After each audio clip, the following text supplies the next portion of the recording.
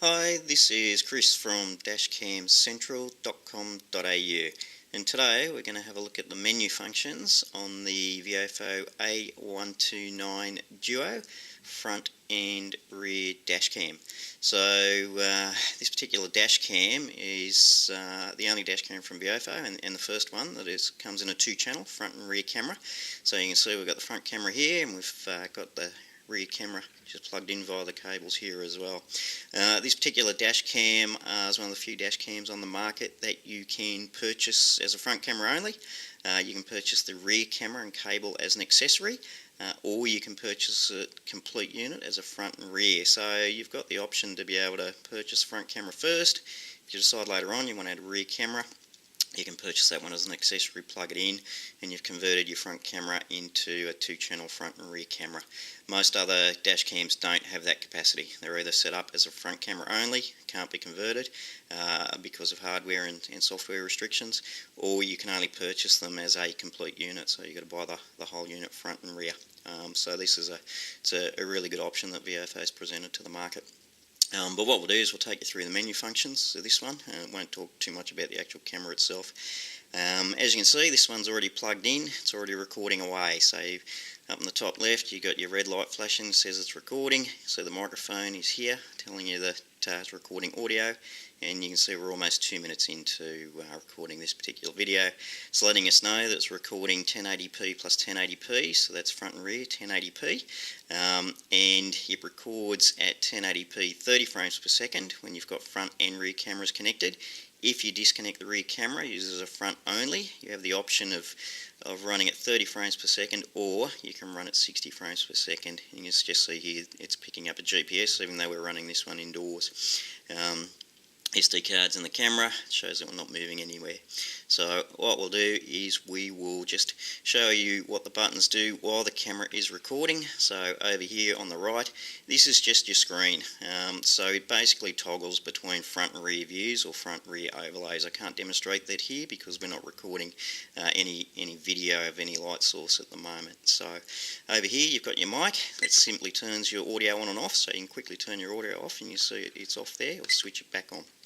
Center button, that is your emergency record, so that will lock the file of the particular video you're recording. So if we just push that now, it's going to come up and it's going to beep away to say I'm going to record this file and lock it down for us. So over here we've got the option of starting and stopping the recording, so you can see red lights flashing, push that one, camera stops recording, starts beeping away, it's giving you an alert, say hey, I'm not recording anymore, so we can get that recording going again, and you'll see the red light start flashing again. We've started a new recording file. Button over here on the left, this is just a snapshot. It takes a photo of whatever's in front of you, so you can actually take a still image. If you want to capture something, it could be a license plate or something in particular that you want a still of, as opposed to just trying to drag it out of the video. Now, like most dash cameras, if you want to get into the menu functions, you need to stop your camera recording, otherwise you cannot go into menu. So what we'll do here, stop the recording, and then this button over on the left will take us into the menu functions. So we'll work through these pretty quickly. So as you can see up the top there, you've got the video resolution.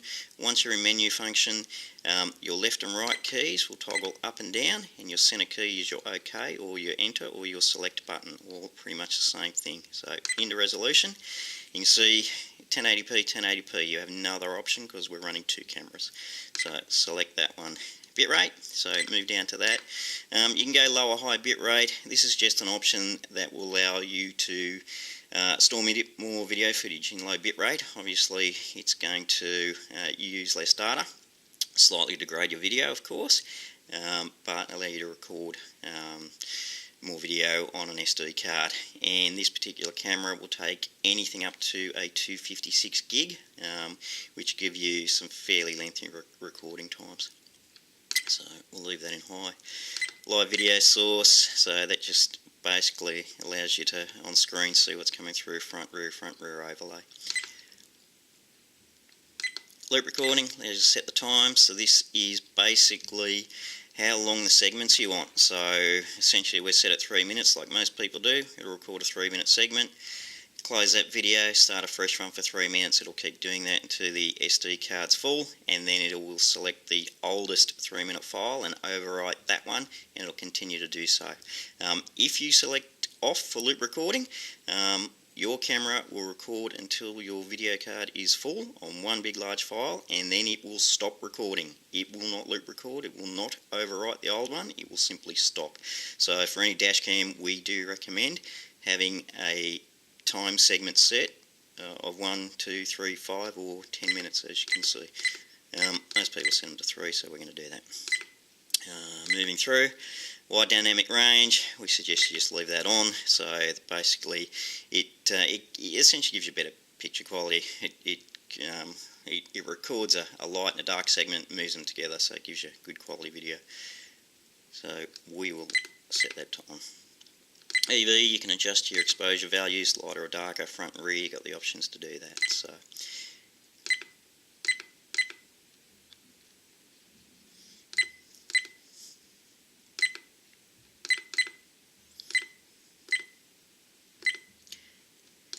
parking mode, so this camera has parking mode.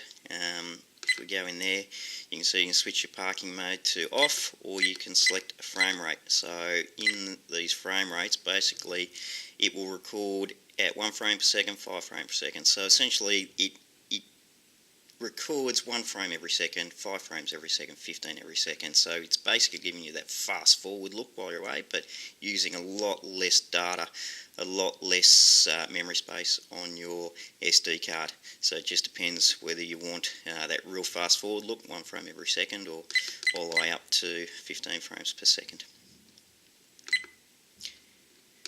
Time-lapse recording, this is not parking mode, so we recommend you leave this switched off. And if we go in there, what it does is it gives you that same sort of scenario, that fast forward mode while you're driving. So it will record at 100 milliseconds, 200 milliseconds or 1 second. So that's basically taking those frame shots.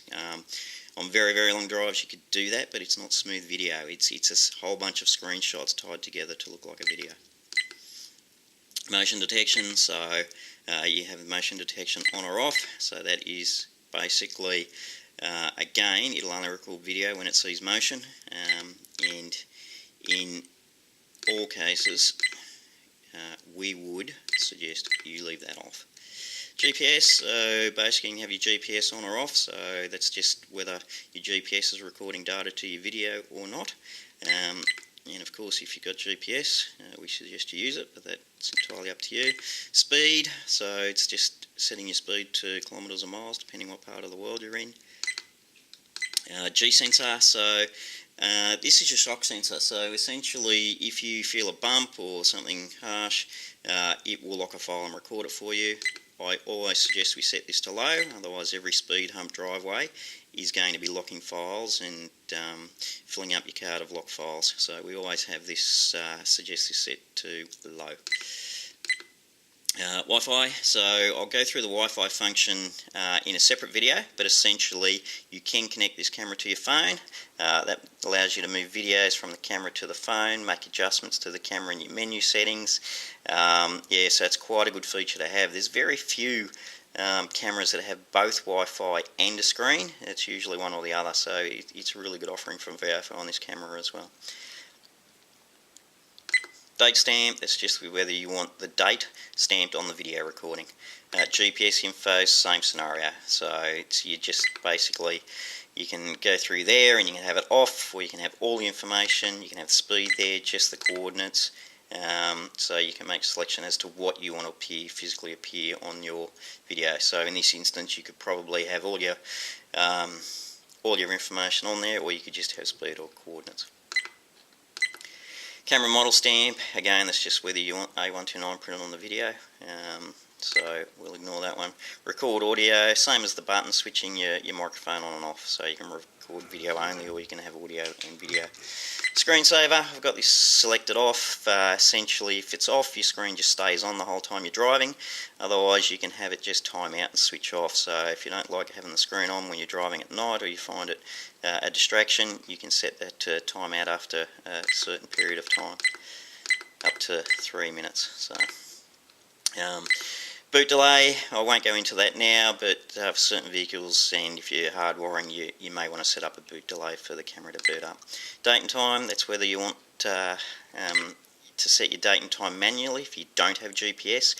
If you do, your GPS will pick up the date and time and will record that automatically for you. Time zone, so again, if you've got your GPS data, you do need to go in and let it know what time zone you're in, because it will pick up your time from your GPS. And if you're in Australia, for example, you need to adjust that for Australian local time of +10. So you will need to do that if you're running GPS to make sure it's recording your local time zone. Otherwise it will continually update to the incorrect time, and you'll always have the incorrect time stamped on your video. Language, multiple languages, so you just see all the options in there. I'll leave that in English, otherwise we'll run into trouble.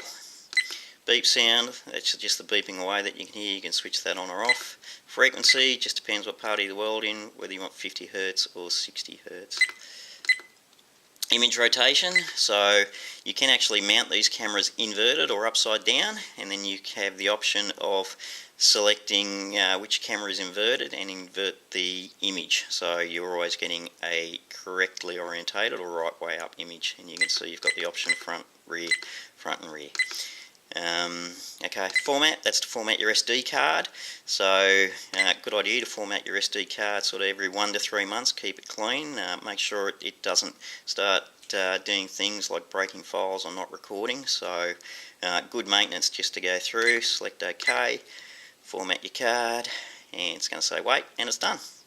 You can also set up a format warning, so you can basically come through and say every 15, 30 or 60 days I want the camera to give me a warning and remind me to format that card. Just remember, if you're going to format your card, take any video that you want to keep off it first, because it will of course delete everything that is on your card at the time of the formatting. And if you've been playing with settings and something's not quite right, you can always go in and return to your default settings. Put your number plate stamp on there if you want, so you can go in, manually put your number plate there and stamp that on your video. Custom text field just gives you the option to put any text on your video that you want, so just another option, so that's just a free field for you. Firmware version, so this just lets you know what firmware is running your camera. From time to time you may choose to update your firmware, or if you have a serious crash, then you can reload your firmware to the latest firmware and download that from the Viofo.com global site, but that just tells you what firmware the camera is currently running. And we're back to the start, so if we do want to go back into recording, just push our menu button, we go back to the recording screen, and we'll get that red flashing light and we'll start recording a new file. So that's it. That is the menu functions of your Viofo A219 dashcam, and this is Chris from dashcamcentral.com.au.